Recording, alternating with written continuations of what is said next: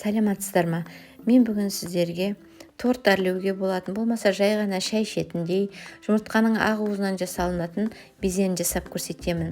Бірінші айта кететін зат, жасалынатын ыдысымыз өте таза болу керек. Егер де бір капля су болса, ыдысымыз майлы болса, болмаса ақ уызымызға сәл ғана жұмыртқаның сарысы кетсе, беземіз шықпай қалады.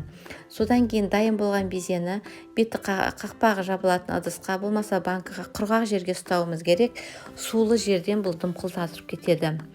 Ал енді бізге керегі қант, жұмыртқаның ақ уызы, қанттың ұнтағы, лимон қышқылы. Қант пен жұмыртқаның ақ уызын араластырып аламыз және осындай буға ұстаймыз. Астындағы су үстіндегі кастрөлге тимеу керек. Осылай үнемі қозғап тұрамыз. Ақ уызымыз пісіп кетеді. Болмаса 65-70 градусқа шейін жасаймыз. Градусник болмаса ол жерде, онда қант ерігенше, қанттың ерігенін саусақтың арасымен қарасаңыздар білінеді. Егер де сіздер қол миксер болса, осы ыдыста жасай берулеріңізге болады. Мен де планетарный миксер болғасын ауыстырдым. Бұның бір кемшілігі, менің көлемі аз болғандықтан түбіне шейін жетпейді. Сондықтан мен қозғап тұрған кезде осылай кішкене төгіп алдым. Қарамаңыздар, көңіл бөлмеңіздер.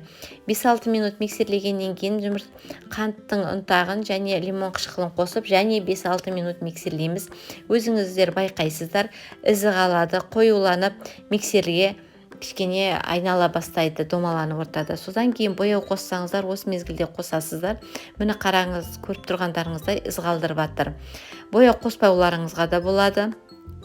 Міне көріп тұрғандарыңыздар қою, қасықтан түспейді. Міне.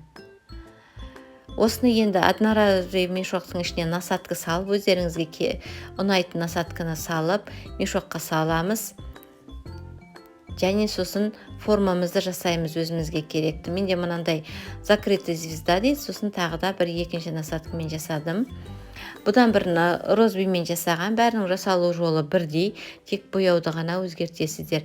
Бәрін жасап болғаннан кейін духовкаға 70 градуста 2 сағаттай піседі. Егер де сіздердің духовкаларыңыз газ духовка болса, болмаса 100 градустан төмен түспейтін болса, духовканың есігін сәл ғана ашып қойсаңыздар шығады. Егер де сіздерде шықпай жатса, қамықпаңыздар, міндетті түрде шығады. Бірінші практика керек. Менде де сразу шықпаған. Қолды үйретулеріңіз керек.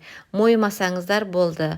Міне ортасынан піскені, егер де арасын бөлген кезде, арасы ұнтақтау болып тұрады, ортасы сулы болмайды. Көргендеріңіздей, міне видеода көріп тұрғандарыңыздай арасы ұнтақ болып, әдемі болып тұрады. Жасаңыздар, мойымасаңыздар, сіздерден де міндетті түрде шығады. Видеоны ақырына шейін қарағандарыңызға рахмет. Пікірлеріңізді білдіріңіздер. Егер де бір нәрсе түсініксіз болса сұраңыздар, мен міндетті түрде жауап беремін. Сіздермен болған үміткен.